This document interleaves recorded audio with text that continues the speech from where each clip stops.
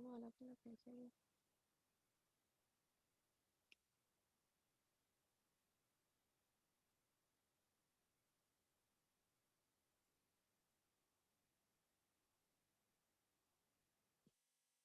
चलो फिर आज का टॉपिक स्टार्ट करें।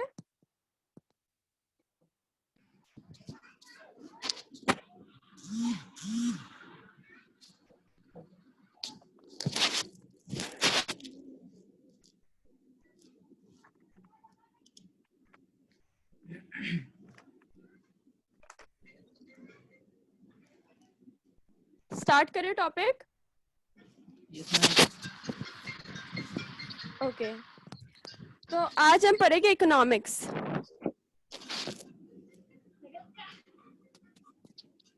इकोनॉमिक्स में बेसिकली हम डील करते हैं डिमांड और सप्लाई से। एक minute, voice I think clear नहीं आ रही।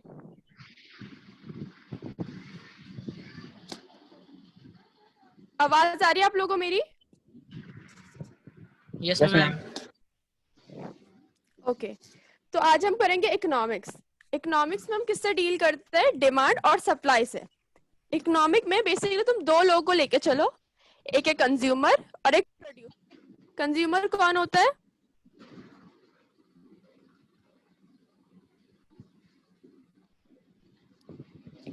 कंज्यूमर हाँ, ओनर मैम। कंज्यूमर ओनर नहीं होता। कंज्यूमर वो होता है जो कंज्यूम करते हैं। जैसे तुम एक कंज्यूमर हो, मैं एक कंज्यूमर हूँ। जो भी कुछ चीज परचेज करके उसको यूज करता है ना, उसे कंज्यूमर कहते हैं। हाँ, और दूसरा जो होता है हमारा प्रोड्यूसर होता है। प्रोड्यूसर कौन होता है? मैम जो प्रोड्यूस करता है। हाँ, जो प्रोड्यूस करता है वो प्रोड्यूसर होता है। तो हम आज स्टार्ट करेंगे माइक्रो इकोनॉमिक्स।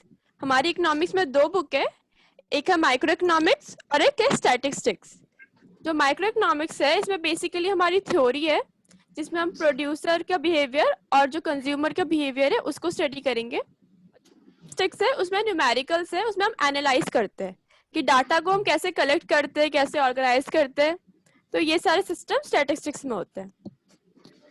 तो हमारा पहला टॉपिक है माइक्रो इकोनॉमिक्स में scarcity of resources. Scarcity of resources से आप लोग क्या समझते हो?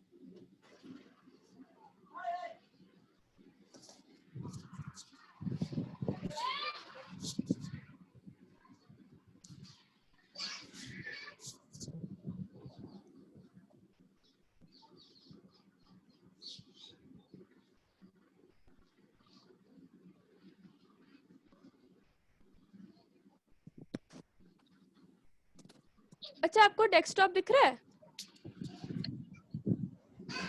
Yes ma'am. Yes ma'am. मतलब जो वीडियो है ना उसमें कुछ दिख रहा है? मैं कुछ ओपन कर रही हूँ, दिख रहा है आप लोग? Yes ma'am. क्या क्या ओपन हो रहा है बताना फिर।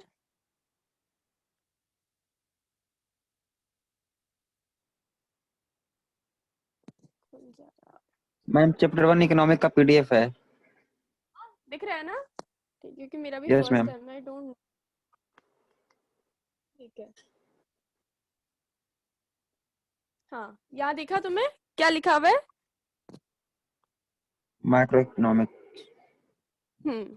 Study of economics is divided into two branches, microeconomics and macroeconomics. तो बेसिकली जो माइक्रो इकोनॉमिक्स है वो हम यहाँ पढ़ेंगे, और जो मैक्रो इकोनॉमिक्स होता है वो हम 12th में पढ़ते हैं।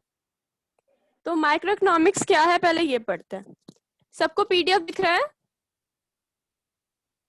Yes ma'am. Yes ma'am. Okay, तो एक बार रीडिंग करते हैं इसकी। Micro economics studies the behaviour individual economic units, example consumer equilibrium, producer equilibrium, product pricing, factor pricing etcetera. तो बेसिकली माइक्रो इकोनॉमिक्स स्टडी है बिहेवियर की, प्रोड्यूसर एंड कंज्यूमर की। बस यही है, माइक्रो इकोनॉमिक्स में हम सिर्फ प्रोड्यूसर एंड कंज्यूमर के बारे में ही पढ़ेंगे। और जो प्रोडक्ट प्राइसिंग है, फैक्टर प्राइसिंग देख रहे हो, ये इनमें इन्वॉल्व हो जाएंगे। माइक्रो इकोनॉमिक्स हमें पढ़ने की जरूरत नहीं है अभी। फिर आता है हमारा economy. Economy is a system in which people earn a living to satisfy their wants through through process of production, consumption, investment and exchange. तो इकोनॉमी क्या है? ये एक सिस्टम है जहाँ पे लोग कमाते हैं ताकि वो अपनी नीड्स को पूरी कर सके, और इस प्रोसेस में प्रोडक्शन आ जाता है, कंजप्शन का भी प्रोसेस आ जाता है, इन्वेस्टमेंट भी आ जाता है और एक्सचेंज भी आ सकता है। अब बताओ इकोनॉमी समझ आई? इकोनॉमी क्या होती है? ये इकोनॉमी है, इकोनॉमिक नहीं।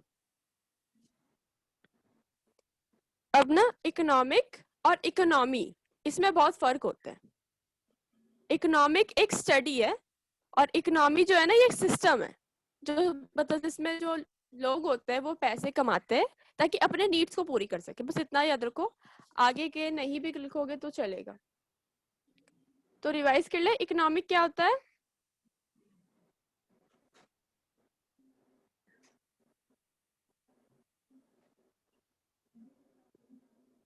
अच्छा चलो मैं एक और भी बताती हूँ।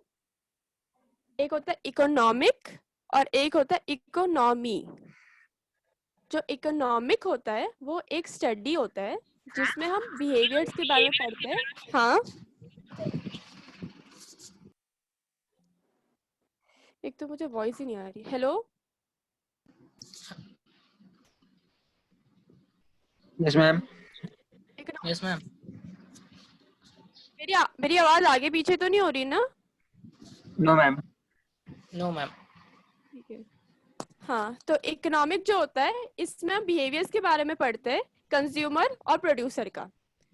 और जो इकोनॉमी होता है वो एक सिस्टम है जिसमें लोगों को पैसे अर्न करना होता है ताकि वो अपने नीड्स फुलफिल कर सके। यहाँ तक क्लियर है? Yes ma'am. Yes ma'am. Okay, तो उसके बाद आता है हमारा इकोनॉमिक प्रॉब्लम। अब हमेशा पता है इकोनॉमी में एक चीज याद रखना कि लोगों की डिमांड ज्यादा होती है पर हमारे पास रिसोर्सेज कम होते हैं। भले ही हमारे पास कहते हैं ना बहुत सारे रिसोर्सेज है पूरे वर्ल्ड के पास, बट जितने हमारे पास रिसोर्सेज है ना, लोगों की डिमांड उससे काफी ज्यादा है। रिसोर्सेज से कभी भी हम सारे इंडिविजुअल को नीड्स फुलफिल नहीं कर सकते, तो हमारे पास कुछ प्रॉब्लम राइज होती है ताकि उस रिसोर्सेज का हम ऑप्टिमम यूटिलाइजेशन कर सके ताकि सबकी नीड्स पूरी हो सके। अब आप लोग पूछोगे ऑप्टिमम यूटिलाइजेशन क्या होता है? ऑप्टिमम यूटिलाइजेशन मतलब होता है कि किसी भी चीज का हर तरह से यूज करना, पूरी तरह से यूज करना। जैसे एग्जांपल ले लेते हैं, हाँ, कॉपी का। स्कूल के लिए कॉपीज बनाते हो आप लोग, ठीक है? जब स्कूल खत्म हो जाता है तो क्या करते हो? उसको रफ कॉपी बना लेते हो दूसरे सब्जेक्ट या किसी भी दूसरे क्लास के लिए। और जब वो भी खत्म हो जाता है तो कुछ लोग कुछ क्या सभी करते हैं, उसको फाड़ के उस पर ड्राइंग बना लेते हो या फिर उससे प्लेन बना लेते हो या कुछ कर लेते हो, तो उस कॉपी का अच्छे से यूज हो गया। जब तक उस बेचारे का सब कुछ खत्म नहीं हुआ तब तक तुम लोगों ने छोड़ा नहीं उसको। ये होता है हमारा optimum utilisation of resources. Optimum utilisation clear हुआ आप लोगों को? Yes ma'am. Yes ma'am. Good. अब आता है हमारा इकोनॉमिक प्रॉब्लम।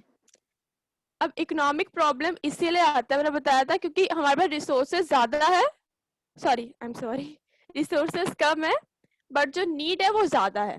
इसमें यही लिखा है, economic problem is the problem of choice arising from the use of limited means, मतलब limited resources which have the alternative use for the satisfaction of various wants। इसका बेसिकली वही है कि जो रिसोर्सेस है वो हमारी लिमिटेड है, तो हमें उनको बिल्कुल अल्टरनेटिव यूज भी करना पड़ेगा, हमें उसका ऑप्टिमम यूटिलाइजेशन करना पड़ेगा ताकि सबकी नीड्स पूरी हो सके। अब इकोनॉमिक प्रॉब्लम में 3 प्रॉब्लम आता है, दिख रहा है आप लोगों को ये जो बना हुआ है? एक तो है what to produce, how to produce and for whom to produce. अब ये होता है कि हम कुछ बना रहे हैं तो सबसे पहले तो हमें ये सोचना होता है कि हमें बनाना क्या है। एक बार हमने बना लिया फिर हम ये सोचते हैं कि फिर हमें बनाना पड़ता है। हमने सोच लिया कि हमें क्या बनाना है, उसमें हमने गुड्स सेलेक्ट कर लिया। जैसे हमें बनाना है पेन बनाना है हमें कोई, तो हमने सोच लिया कि हमें पेन बनाना है। दूसरा है हाउ टू प्रोड्यूस। अब पेन बनाना तो है, पर पेन को प्रोड्यूस कैसे करेंगे, क्या ऐसे टेक्निक यूज करें जिससे रिसोर्सेज भी कम लगे और इनपुट भी हमें ज्यादा मिले। और तीसरा जो है वो फॉर होम टू प्रोड्यूस है। फॉर होम टू प्रोड्यूस का मतलब है कि अब किसके लिए बनाए। पहला है हमें बनाना क्या है, दूसरा कैसे बनाना है, और वो किसके लिए बनाना है। अब जो तुम लोग होगे, आप लोग ये सोच रहे होगे कि किसके लिए, क्या कंज्यूमर्स के लिए बनाएंगे, किसके लिए क्या बनाना है, इसकी क्या जरूरत है। तो कंज्यूमर्स के भी काफी सारे डिफरेंट टाइप्स होते हैं। तो कुछ पीपल रिच होते हैं, कुछ पुअर होते हैं, कुछ मिडिल क्लास होते हैं। तो सबको देख के हमें बनाना पड़ता है ताकि सब अफोर्ड कर सके उस चीज को। सेंट्रल प्रॉब्लम्स ऑफ इकोनॉमी कहते हैं इसको। सेंट्रल प्रॉब्लम्स ऑफ इकोनॉमी कितने हैं हमारे? 3। What to produce, how to produce, and for whom to produce। ये क्लियर है? Yes, ma'am. Yes, ma'am. Good. अब इसी के एक्सप्लेनेशन दे रखी है आगे। एक बार मैं रीडिंग लगा लेती हूँ इसकी। The central problem of what to produce refers to which goods and services will be produced in an economy and in which and in what quantity। अच्छा, जब मैं रीडिंग कर रही हूँ ना, तो आप लोग भी एक बार रीडिंग लगा लिया करो, मतलब अपने मन में रीडिंग लगा लो, और इसमें कुछ डाउट हो ना किसी भी लाइन में तो मुझसे पूछो। ओके? Okay, ma'am. हाँ। An economy has to produce those goods and services where there will be maximum social utility. The problem is studies under price theory। ये लास्ट वाली लाइन मत पढ़ना, बेकार है। यहाँ तक पढ़ लो।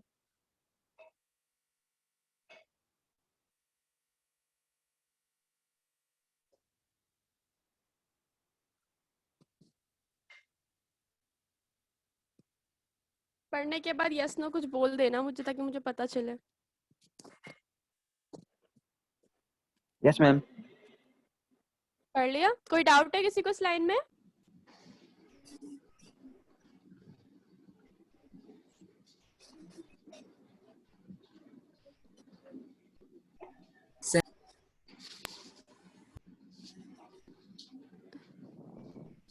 डाउट है किसी को? Second line. Second line, this one. Yes. Yes, ma'am. An economy has to produce those goods and services where there will be maximum social utility। Okay, इसमें जो social utility आया होगा इसकी वजह से आपको प्रॉब्लम आया होगा। इसमें बेसिकली इस लाइन में यही बोल रहे हैं कि नॉर्मली इकोनॉमी में उन्हीं गुड्स एंड सर्विसेज को प्रोड्यूस करना है जिससे ऑप्टिमम यूटिलाइजेशन ऑफ रिसोर्सेज हो सके। अब ऑप्टिमम मैक्सिमम सोशल यूटिलिटी को ऑप्टिमम यूटिलाइजेशन ऑफ रिसोर्सेज मान लो। मतलब हमें वही गुड्स एंड सर्विसेज प्रोवाइड करने हैं और बनाने हैं जिसमें कम इनपुट लगे पर हमें ज्यादा मिले और हर तरह से इसको यूज कर किया जा सके। जो लोगों की जरूरत। इसकी जरूरत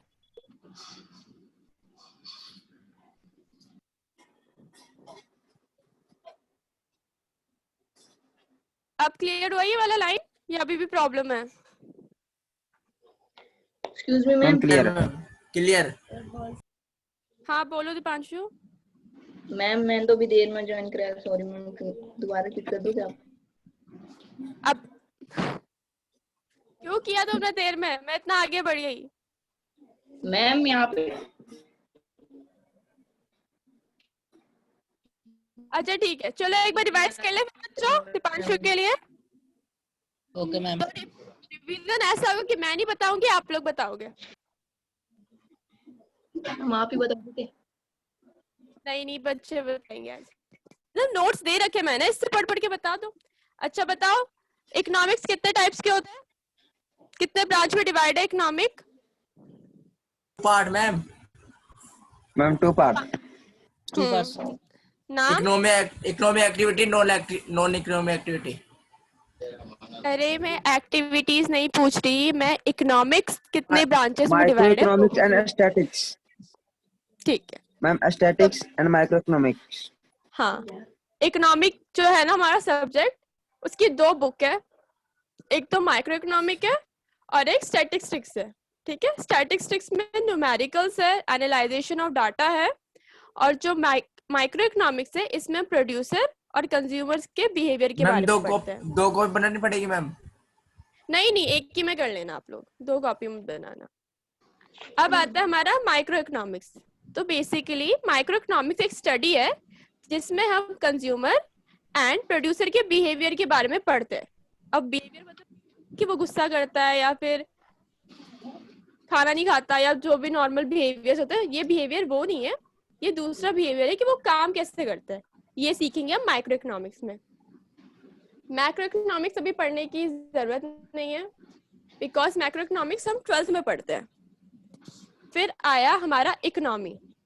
इकोनॉमी एक ऐसा सिस्टम है जिसमें लोगों को पैसा अर्न करना पड़ता है ताकि वो अपनी नीड्स पूरी कर सके। बस यहाँ तक क्लियर है दीपांशु? Yes ma'am. अब उसके बाद आता है इकोनॉमिक प्रॉब्लम। अब हमेशा ये चीज याद रखना इकोनॉमी में कि हमारे पास रिसोर्सेज कम है पर हमारी जो डिमांड है वो ज्यादा है। तो हमें रिसोर्सेज को ऐसे यूज करना है कि हमें कम रिसोर्सेज यूज करके ज्यादा आउटपुट मिल सके। तो इसको कहते हैं हमें optimum utilisation of resources.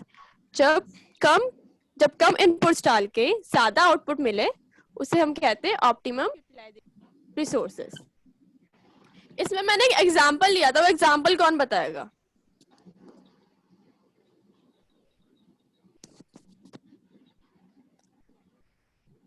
Gautam. Ma'am copy का? हाँ टॉफी, हाँ कॉपी का बताओ दीपांशु को। जैसे हम कॉपी खरीदे तो उसको हम पहले जब जिस क्लास में होते हैं उसमें नोट करते हैं, और जब हम नेक्स्ट क्लास में चले जाते हैं फिर उसको रफ में यूज करते हैं, और जब वो रफ से भी पूरा भर जाता है तो फिर हम उसको प्लेन या मतलब खेलते हैं, मतलब उसको पूरी अच्छी तरह से उसका यूज करते हैं। बोल रद्दी में।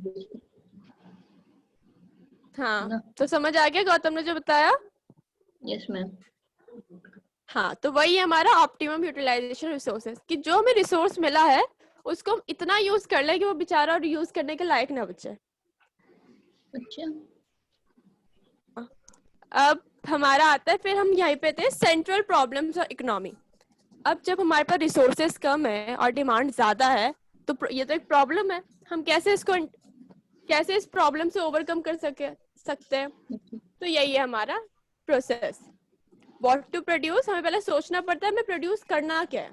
दूसरा हाउ टू प्रोड्यूस, अब सोच लिया हमें प्रोड्यूस क्या करना है, पर अब करें कैसे उसको प्रोड्यूस। और जो तीसरा है वो है हमारा फॉर होम टू प्रोड्यूस, किसके लिए प्रोड्यूस करें। अब तुम कहोगे कि किसके लिए, कंज्यूमर्स के लिए प्रोड्यूस करना है। कंज्यूमर्स के लिए तो प्रोड्यूस करना है, पर कंज्यूमर्स की भी तो काफी कैटेगरी होती है, कुछ रिच होते हैं, कुछ पुअर होते हैं, कुछ मिडिल क्लास होते हैं। तो इस हिसाब से ये पूरा प्रोसेस चलता है। यहाँ तक क्लियर है? Yes ma'am. ठीक है। अब आया हमारा सेंट्रल प्रॉब्लम, और वो जो तीन है ना वो हमारी प्रॉब्लम इकोनॉमी है। सेंट्रल प्रॉब्लम मतलब सबसे मेन प्रॉब्लम इकोनॉमिक की।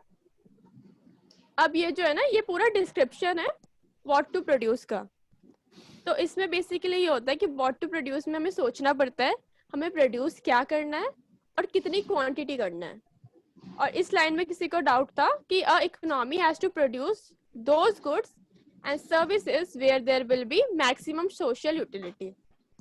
इसका मतलब यही है कि इकोनॉमी में वैसे गुड्स एंड सर्विसेज प्रोड्यूस होने चाहिए जिसका हम ऑप्टिमम यूटिलाइजेशन ऑफ रिसोर्सेज कर सकें। ठीक है, ऑप्टिमम यूटिलाइजेशन ऑफ रिसोर्सेज तो क्लियर है सबको?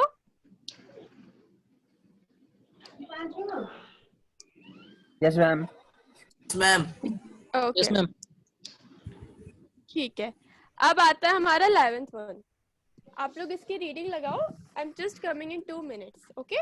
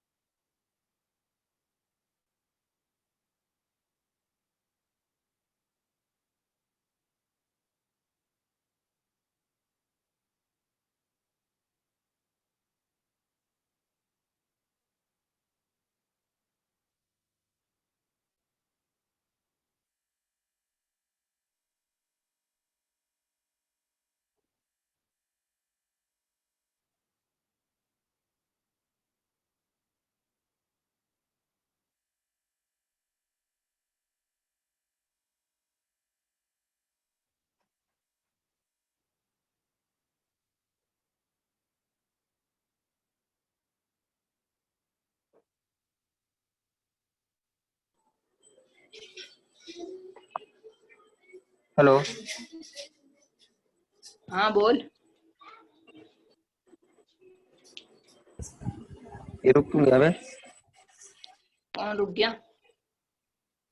स्क्रीन। मैम का अब आवाज नहीं आ रहा शायद। अबे मैम ने क्या कह रखा है? 2 मिनट रुक जा। 2 मिनट रुक जा बोला मैम। मैम की फोटो फ्रीज तो नहीं हो गई?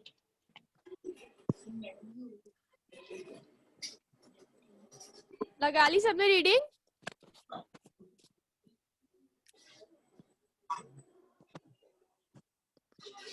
स्टूडेंट्स,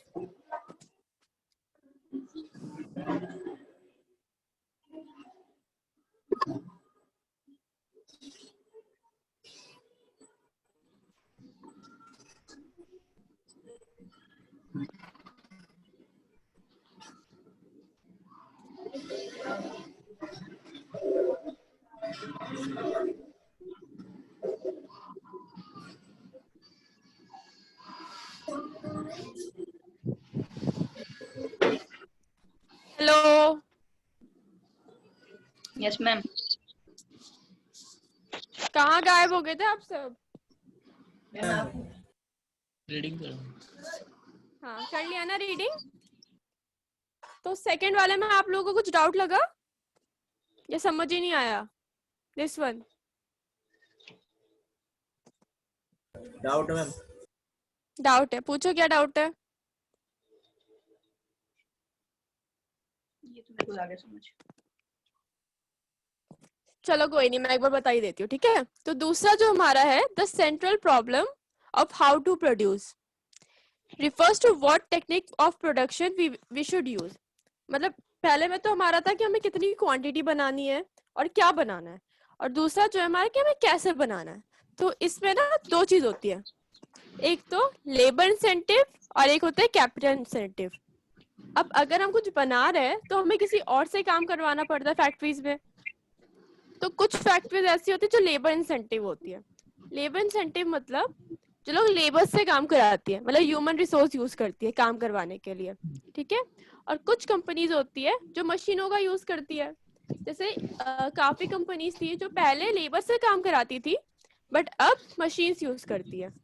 तो मशीन वाला जो होता है वो हमारा आता है कैपिटल इंसेंटिव में। तो हाउ टू प्रोड्यूस में भी हमें दो चॉइस होते हैं, या तो हम लेबर इंसेंटिव या फिर कैपिटल इंसेंटिव, ठीक है?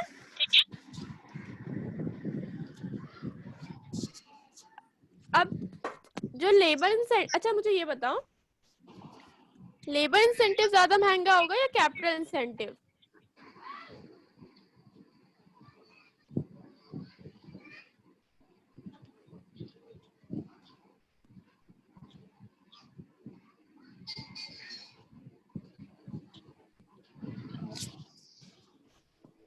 मैम कोई भी हो सकता है। क्यों कोई भी क्यों हो सकता है? एक ही है कोई। ज्यादा महंगा कौन है, लेबर इंसेंटिव या कैपिटल इंसेंटिव?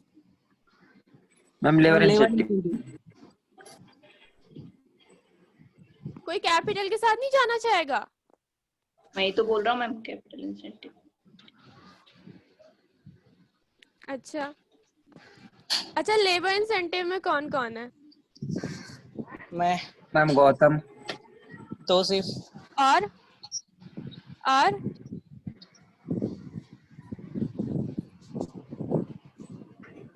मैम मैं हूँ। मैं हूं का नाम? अरे नाम बोल। क्या बोल? तरुण।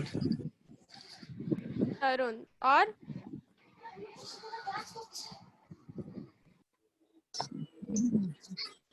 एक तो Zoom में शायद हैंड रेस का भी सिस्टम होता है ना? Yes ma'am. करना जरा, देखो मैं मैम कैसे, मोर पे मुझे जाके। शो हो रहा है नहीं हो रहा। मैंने कर दिया मैम। अरे मुझे पता है कैसे करना है, कर दिया? मैम मैंने भी मुझे कर तो दिया। नहीं दिख रहा यहाँ पे। Yes ma'am. चलो छोड़ो, हम नहीं दिखा तो क्या करें। हाँ, तो जो लेबर इंसेंटिव होता है वो महंगा होता है कंपैरेटिव टू इंसेंटिव में। रीजन ये होता है कि लेबर इंसेंटिव को हमें हमेशा पैसे देने पड़ते हैं, वेजेस प्रोवाइड करने पड़ते हैं। पर जो कैपिटल इंसेंटिव होता है उसमें हमने एक बार मशीन खरीद ली तो सालों साल चलता रहता है, बस एक बार इन्वेस्टमेंट करनी पड़ती है हमें। तो इसलिए हमारा जो लेबर इंसेंटिव होता है वो महंगा होता है। Okay Yes. मेरे को तो इसमें भी फिर यही बोल रखा है। मैम मेरे को समझ नहीं आया, फिर से आप बोल सकते हैं? हाँ जरूर। तो हाउ टू प्रोड्यूस में हमें टेक्निक चूज करनी होती है कि हम किस टेक्निक को यूज करके अपना प्रोडक्शन करेंगे। उसमें दो टेक्निक होता है, labour incentive and capital incentive. जो लेबर इंसेंटिव होता है वो कैपिटल इंसेंटिव से महंगा होता है। रीजन, क्योंकि लेबर्स को हमें हमेशा वेजेस देने पड़ते हैं, रेगुलर वेजेस देते हैं। और जो कैपिटल इंसेंटिव, कैपिटल में हम मशीन्स का जो यूज करते हैं, मशीन खरीद लिया, एक बार इन्वेस्टमेंट कर लिया तो फिर हमारा लॉन्ग टर्म के लिए चलता है। तो इसलिए हमारा लेबर इंसेंटिव एक्सपेंसिव होता है। अब क्लियर हुआ? Yes ma'am. गुड।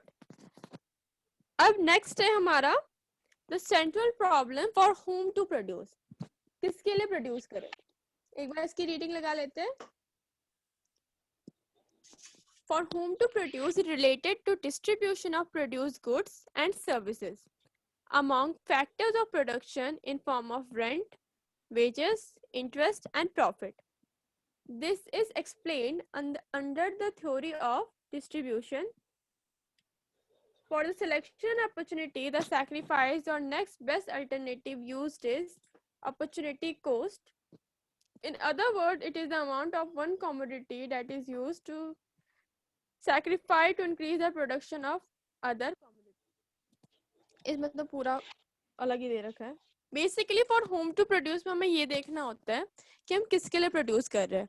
अगर लग्जरी गुड्स हम प्रोड्यूस करें तो वो बेसिकली जो रिच पीपल है वही अफोर्ड करेंगे, और जो हम कॉमन गुड्स प्रोड्यूस कर रहे हैं वो सब अफोर्ड कर सकते हैं। तुम लोगों ने देखा होगा कुछ राशन शॉप्स होती है जो गवर्नमेंट के द्वारा होती है, कुछ उनका राशन कार्ड बनाना होता है, फिर उनको वहां से सप्लाईज मिलती है। देखा है किसी ने? Yes ma'am.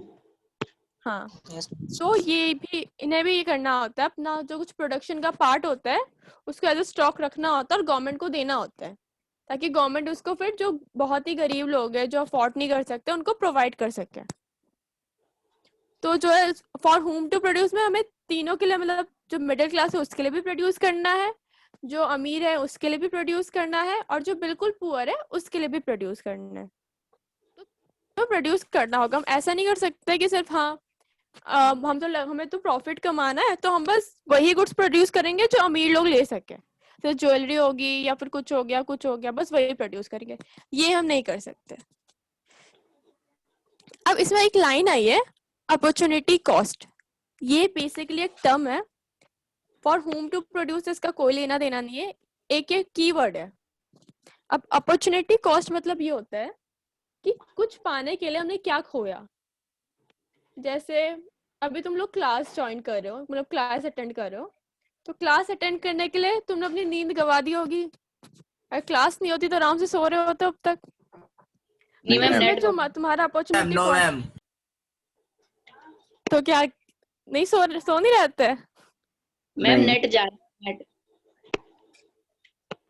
हाँ नेट जा रहा है, ये भी ले लो कि तुम अब क्लासेस अटेंड कर रहे हो तो तुम्हारा नेट जा रहा है, और अगर तुम मतलब नेट को बचाते क्लासेस ना अटेंड करते तुम्हारी स्टडीज जाती। तो कुछ पाने के लिए हमेशा कुछ खोना पड़ता है। बेसिकली जो अपॉर्चुनिटी कॉस्ट है इसका मतलब यही है कि कुछ पाने के लिए हमें कुछ खोना पड़ता है। यहाँ पे लिखा हुआ है ना, in other words it is the amount of one commodity that is to be sacrificed to increase the production of other commodity. Clear हुआ अपॉर्चुनिटी कॉस्ट हमारा क्या होता है? Yes ma'am. Good ma'am one more. अब जो next one more, ठीक है, जो क्या चीज़? अपॉर्चुनिटी मैम, कॉस्ट opportunity होता है बेसिक, हाँ मैं वही बता रही हूँ। जो अपॉर्चुनिटी कॉस्ट होता है बेसिकली वो एक अमाउंट होता है जो हमें सैक्रिफाइस करना होता है कुछ पाने के लिए। जैसे हम, मेरे पास 2 डायरी मिल्क है, ठीक है, अब मेरे भाई के पास 5 स्टार है, अब मुझे 5 स्टार चाहिए और वो कह रहे तू मुझे एक डायरी मिल्क दे दे मेरा 5 स्टार ले ले। तो मैंने उसको डेयरी मिल्क दिया और 5 स्टार ले लिया। 5 स्टार तो मुझे मिला, बट डेयरी मिल्क तो मैंने गवा दिया ना, वो तो चला गया मेरे हाथ से। तो बेसिकली होता है कुछ पाने के लिए जब हमें कुछ खोना, तो वो हमारा होता है अपॉर्चुनिटी कॉस्ट, जिस चीज को हम खो देते हैं। अब क्लियर है? Yes ma'am. Yes ma'am. चलो, अब जो नेक्स्ट टॉपिक है ये तुम्हारे सिलेबस से हट चुका है। सीरियसली बताओ, ये बहुत ही हार्ड टॉपिक था। बहुत लकी हो तुम लोग। मैम थोड़ा बता देना फिर भी। मैम ओके, हाँ बोलो। मैम जैसे बिजनेस में हमें पैसे लगाने पड़ते हैं, कुछ ये कहते हैं प्रॉफिट निकले, तो उसमें तो मैम जब हम प्रॉफिट अर्न करते हैं तो कुछ पैसे तो हमारा भी मैम लॉस होते हैं। मैम वो भी अपॉर्चुनिटी कॉस्ट में आ सकता है ना मैम? हाँ, बट ये भी ठीक हो सकता है।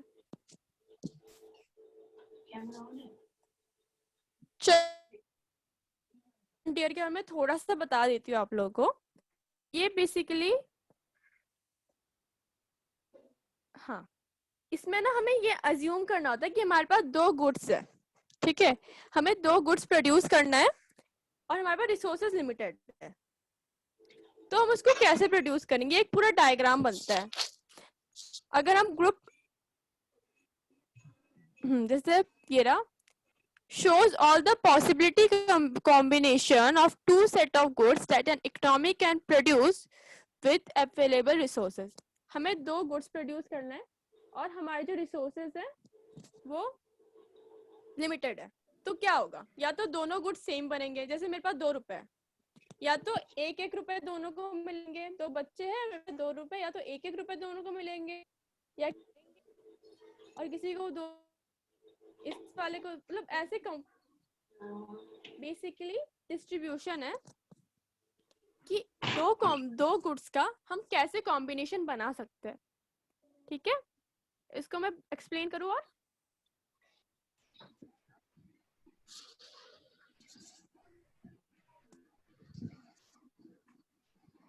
बताओ। हम आगे चलते हैं। ठीक है, क्योंकि ये है नहीं ना तुम्हारे उसमें, बट नो इशू, कभी फ्री टाइम में मैं तुम्हें एक्सप्लेन कर दूंगी। देखो कितना बड़ा टॉपिक था ये वाला। हाँ मैम नोट्स भेज देना मैम आज। हाँ, मैं आज, अच्छा तुम लोग उसमें हो, माइक्रोसॉफ्ट टीम में हो? Yes ma'am. मैम वो यस मैम। चलो उसमें मैं भेज दूंगी। माइक्रोसॉफ्ट टीम में माइक्रोसॉफ्ट टीम क्या करेंगे, भेजेंगे उसमें। हाँ निकल लियो। मैम मैं तो नहीं हूँ मैम।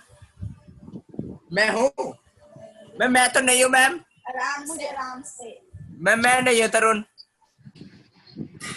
अच्छा चलो मैं देखती हूँ, आज भेज दूंगी मैं अपना अपना नंबर दे दो मैम।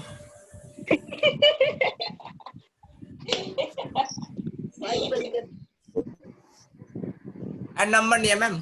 चलो हम आगे करते हैं, कोई बात नहीं, मिल जाएगा बाद में नंबर, अभी पढ़ लो। पढ़ रहे मैडम।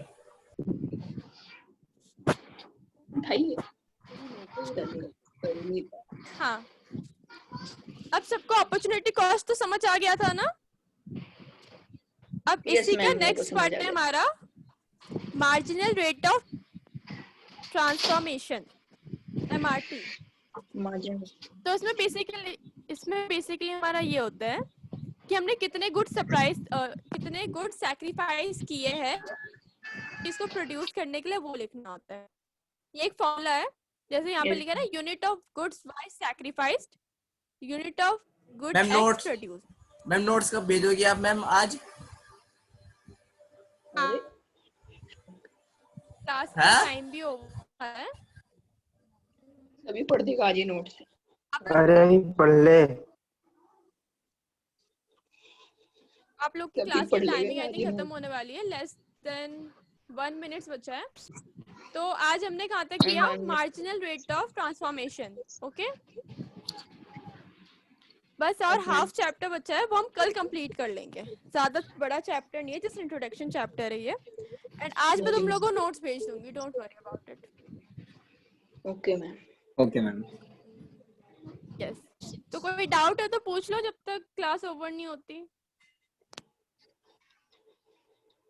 को 90 वाला बताइए।